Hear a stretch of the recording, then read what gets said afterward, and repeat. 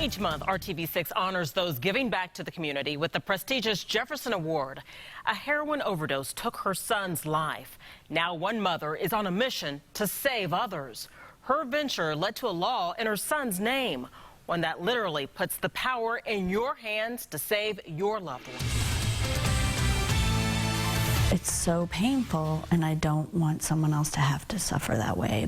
The loss of their child is pretty remarkably painful. In 2013, Justin Phillips lost her 20-year-old son, Aaron, to a heroin overdose. Really smart, big heart, always cared about the other person, was always the friend of kind of the underdog, and you would see him on the side of the football field, you know, patting his teammates on the back and encouraging them. Aaron had completed rehab and was on the road to recovery, but heroin had a tight grip.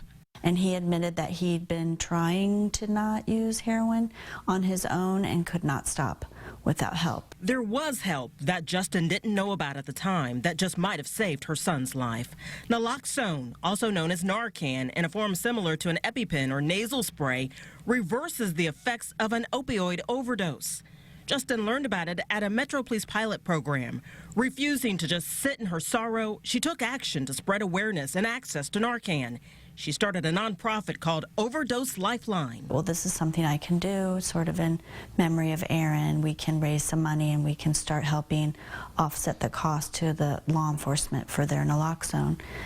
That was when you couldn't have it in your home, you could just have it through first responders. This determined mother changed that. She knew Narcan needed to be in homes, in the reach of family and friends of addicts. And in 2015, the Indiana legislature passed a law in her son's name, Aaron's Law, allowing anyone to get Narcan at a pharmacy and legally administer the antidote. You can say, I need a naloxone prescription, and they'll give it to you without a prescription from your physician. So we've come a long way. Justin, congratulations on receiving the Jefferson Award. Thank you.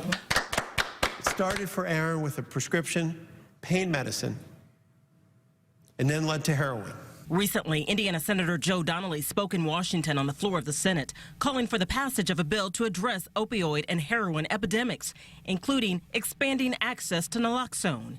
He showed Aaron's picture and shared Aaron's story to describe the devastation of the drug epidemic. I think part of the challenge around addiction is the stigma that's attached and how so often we don't want to talk about it. We rather pretend it's not happening.